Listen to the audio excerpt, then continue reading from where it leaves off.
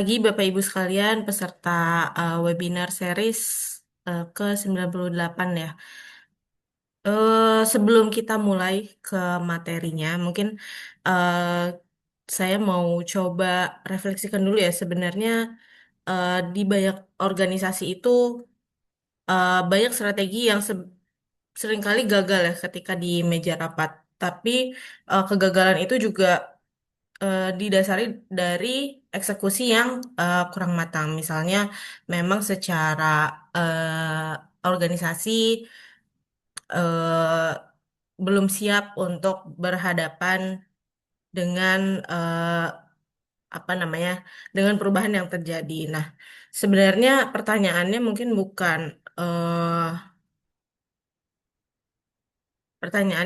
bukan terkait strateginya apakah sudah bagus atau tidak, tapi justru lebih eh pertanyaan yang lebih jujur, apakah organisasi tersebut sudah siap melakukan eksekusi dari strategi yang sudah diplan secara konsisten, kemudian juga bagaimana secara lintas fungsinya di dalam organisasi, lintas level, apakah sudah eh, memiliki kesiapan tersebut untuk mengeksekusinya. Misalnya dalam 12 bulan terakhir, ada berapa banyak sih program strategis yang terlambat atau melenceng atau mungkin hasilnya tidak sustain, atau kalau mungkin kita telusuri dari akar masalahnya, apa sih sebenarnya penyebab yang lebih dominan dari desain strategi atau eh, ada di kapabilitas organisasinya. Jadi kapabilitas organisasi yang dimaksud secara spesifik bisa disampaikan bahwa itu melalui talentnya atau dari sumber daya manusianya atau mungkin secara sumber daya in general yang dimiliki oleh perusahaan tersebut. Nah, hari ini kita akan fokus pembahasan terkait dengan organizational capital ya. Jadi aset yang mungkin tidak sering muncul ada di keuangan. Jadi tidak memang tidak secara langsung berimpact terhadap pendapatan perusahaan, kemudian berim- eh, bisa didefinisikan langsung dalam keuangan gitu. Tapi juga eh, sebenarnya aset atau organizational capital ini menjadi enabler ya untuk perusahaan sebagai support nantinya akan perusahaan mencapai tujuan akhir, yaitu eh, secara keuangan ya, accountability-nya eh, dilihat seperti itu. Mungkin di next.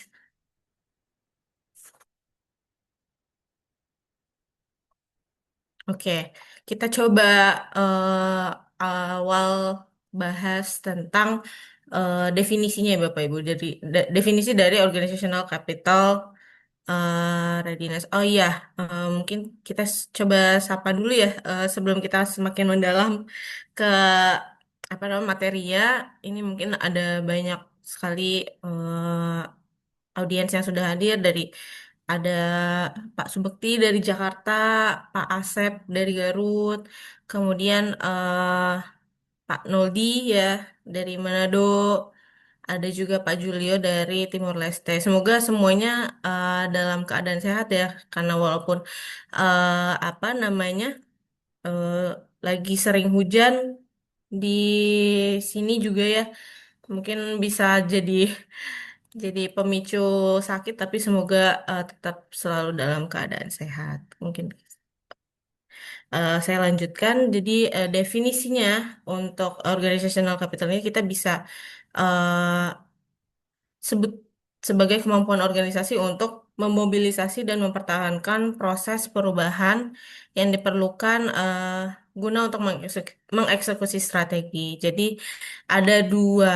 kata yang bisa kita garis bawahi ya Bapak Ibu, yaitu memobilisasi dan mempertahankan. Sebenarnya biasanya perusahaan itu bisa nih untuk melakukan kick off atau kayak awalan untuk bisa untuk menjalankan strategi yang sudah diplan, tapi seringkali nggak seringkali konsistensi atau stay the course-nya itu eh, melemah ya di tengah-tengah, karena memang mengimplementasikan strategi itu kan butuh disiplin, kemudian konsistensi, karena tujuannya itu tujuan jangka panjang gitu. Nah, s- saya ingin sebenarnya Bapak Ibu menjawab ya dalam pikiran ada dua pertanyaan in general. Jadi yang pertama, apakah sebenarnya organisasi itu bisa cepat bergerak saat strategi berubah? Kemudian setelah bergerak, apa sih sebenarnya ke perubahan? Apakah perubahan itu bisa bertahan atau mungkin bisa kembali ke pola lama? Dan apa yang menyebabkan terjadinya walaupun perusahaan sudah melakukan merumuskan strategi itu eh, kemudian juga sudah mencoba untuk melakukan perubahan di dalam sebuah organisasi supaya strategi itu tercapai, tetapi ternyata perusahaan tetap kembali pada pola yang lama gitu.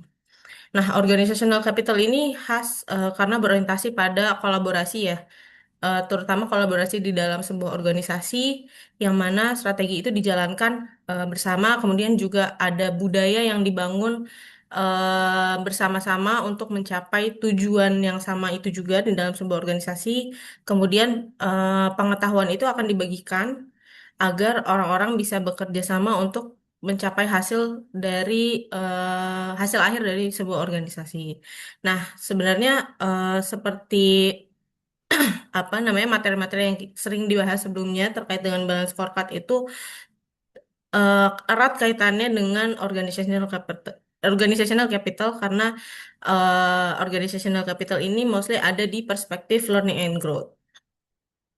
Kalau mungkin sebelum apa namanya webinar sebelumnya akan dibahas terkait dengan intangible aset yaitu eh, yang erat kaitannya dengan human capital, kemudian juga ada organizational capital, kemudian juga tentang IT.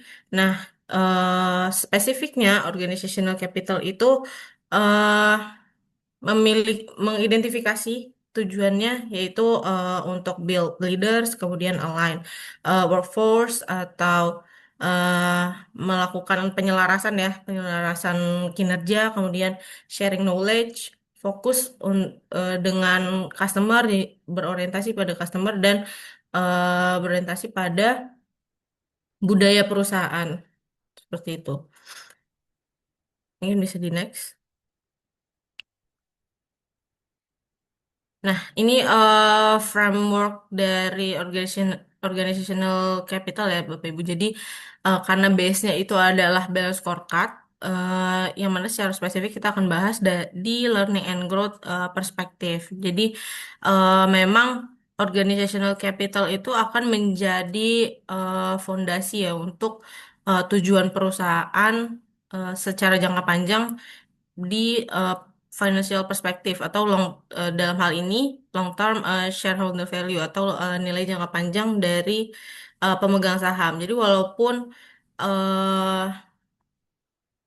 apa namanya mungkin secara pengukuran itu organizational capital eh, tidak bisa tidak terdefinisikan secara angka ya. Jadi setiap orang mungkin akan mendefinisikannya itu berbeda-beda dan mungkin bisa jadi bias karena perspektif banyak orang di dalam sebuah perusahaan itu bisa bisa jadi berbeda-beda. Tapi organizational capital ini akan menjadi apa namanya fondasi ya untuk perusahaan bisa mencapai tujuan akhirnya yaitu long term shareholder value yang mana di dalam organizational capital itu ada empat komponen. Yang pertama ada culture, kemudian leadership, alignment, dan teamwork. Nah, keempat ini sebenarnya mostly sangat erat kaitannya dengan human capital ya. Karena human capital kemudian juga terkait dengan budaya perusahaan, kemudian terkait dengan bagaimana sih setiap pimpinan di dalam perusahaan itu bisa membuat perusahaan, bisa membuat apa namanya working level itu mencapai tujuan perusahaan itu dari pekerjaan day to day, kemudian juga bagaimana seorang atasan itu bisa apa namanya melakukan eh, lintas fungsi dengan fungsi lainnya, fungsi lainnya di dalam organisasi, kemudian juga terkait dengan penyelarasan tujuan setiap individu itu eh, sesuai dengan tujuan besar dari organisasi. Mungkin bisa di next.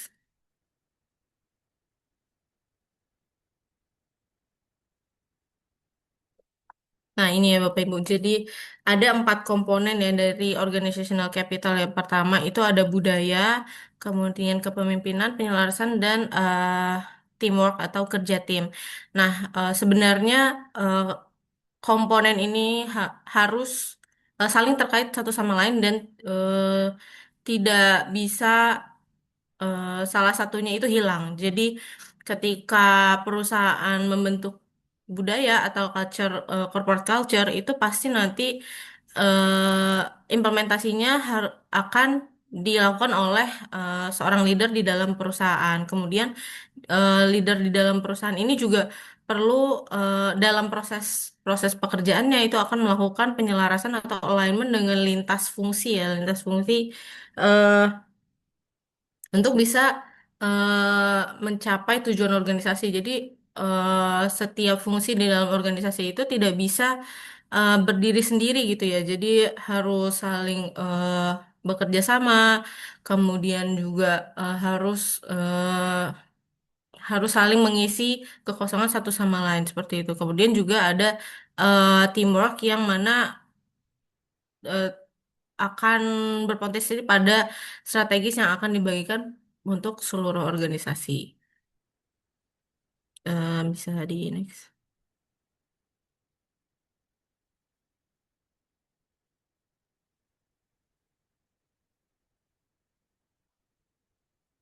Nah ya, eh, dalam organizational capital itu tentu mungkin tadi di awal sudah saya singgung sedikit ya terkait dengan perubahan.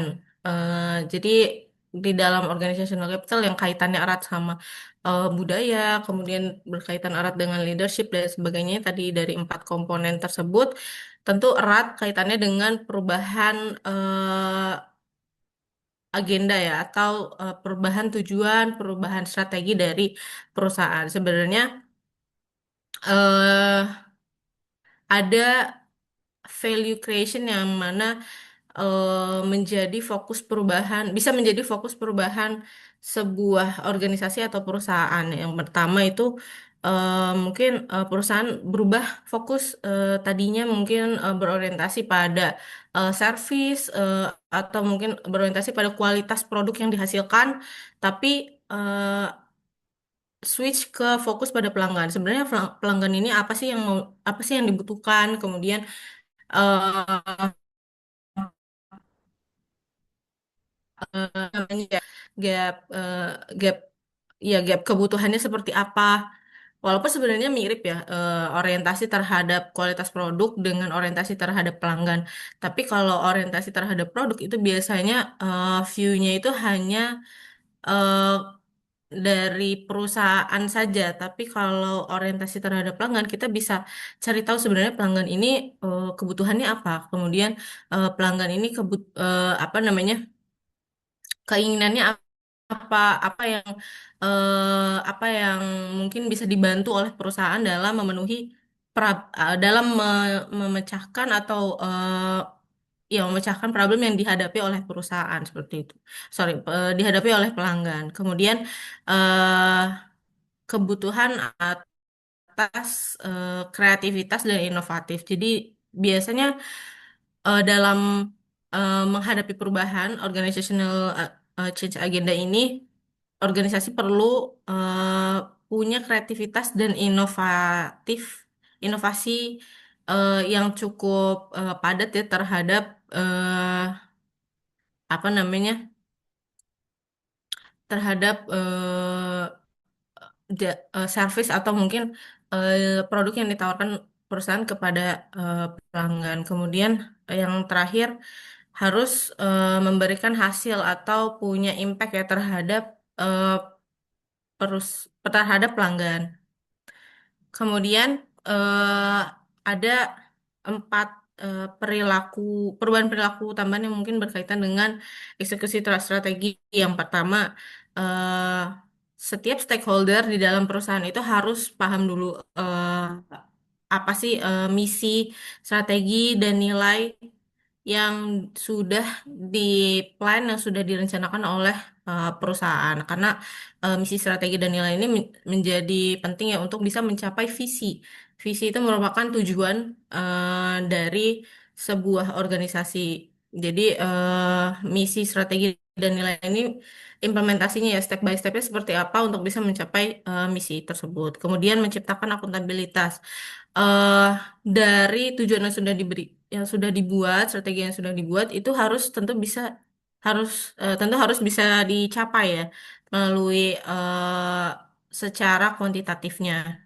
Jadi seperti yang mungkin sebelumnya disampaikan, eh apa namanya, financial perspective itu menjadi di dalam balance scorecard ya, financial perspective atau nilai eh, nilai untuk pemegang saham itu menjadi tujuan akhir yang bisa tujuan akhir secara kuantitatif yang bisa eh, dicapai oleh sebuah organisasi, yang mana eh, angka itu pasti akan perspektifnya akan sama ya untuk semua orang. Jadi tidak akan ada bias di dalam sana. Kemudian adanya komunikasi yang terbuka dan perlu bekerja sebagai tim. Lanjut. Ya, jadi ini Bapak Ibu, jadi di dalam organization change agenda ini ada apa namanya, poin penting ya, ada dua poin penting, yaitu creating alignment dan creating readiness, yang sepertinya mungkin sebelumnya sudah disampaikan ya, terkait dalam define new behavior atau perilaku atau strategi yang baru, itu perlu membuat nilai atau creating value dengan orientasi terhadap pelanggan, kemudian adanya inovasi, dan harus berorientasi pada hasil. Kemudian sampai dengan kemampuan perusahaan untuk atau readiness ya, readiness itu ya kemampuan perusahaan dalam me- menghadapi perubahan agenda itu. Ini bisa di next. Nah, ini contoh ya Bapak Ibu, eh, contoh tiga contoh apa namanya, case ya, study case. Jadi ada tiga perusahaan. Yang pertama ada Crown Castle, Ingersoll Rand, dan Media General. Jadi Crown Castle itu adalah sebenarnya perusahaan infrastruktur telekomunikasi di Amerika Serikat ya Bapak Ibu. Nah, mereka itu eh ber sangat berorientasi pada struktur ya kan, secara mendasar eh, perusahaan itu ada di dalam industri infrastruktur telekomunikasi.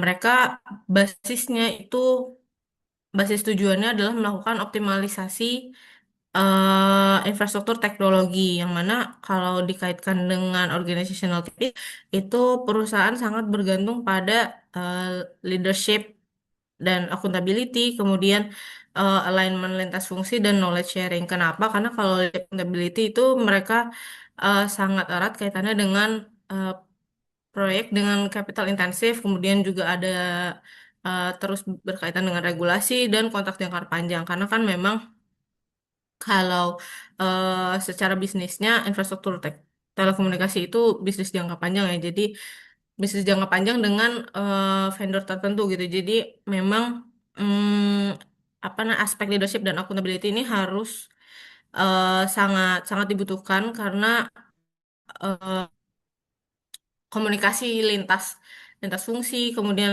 komunikasi apa namanya, tujuan perusahaan itu juga harus didefinisikan dalam angka itu ya, bisa dicapai melalui angka dari accountability itu. Kemudian alignment lintas fungsi dalam proses bisnisnya itu banyak divisi yang terkait, banyak divisi yang terlibat. Kemudian adanya knowledge sharing juga. Kemudian untuk Ingersoll Rand itu adalah perusahaan industri multinasional ya yang berfokus pada produk atau solusi industrial terutama untuk air compression, vacuum blower dan sistem fluida. Kaitannya dengan organizational capital itu mereka eh butuh adanya culture dari operational excellence. Jadi perlu disiplin terhadap proses dan kualitas produk yang diberikan kepada pelanggan, kemudian juga leadership yang konsisten, teamwork dan standarisasi dari best practice sharing supaya kualitas mereka itu rata ya antar lintas lokasi karena memang perusahaan multinasional ya. Jadi perlu standar yang sama untuk setiap eh apa namanya setiap cabang, setiap representative office di beda di apa lokasi yang berbeda-beda. Dan terakhir itu ada Media General. Jadi Media General ini adalah perusahaan broadcasting ya dari Amerika Serikat juga yang punya kepemilikan stasiun TV dan aset media. Mereka eh, merupakan perusahaan broadcasting. Nah, kaitannya dengan organizational capital itu eh, terkait dengan alignment editorial dan komersial, kemudian komunikasi dan teamwork, dan leadership.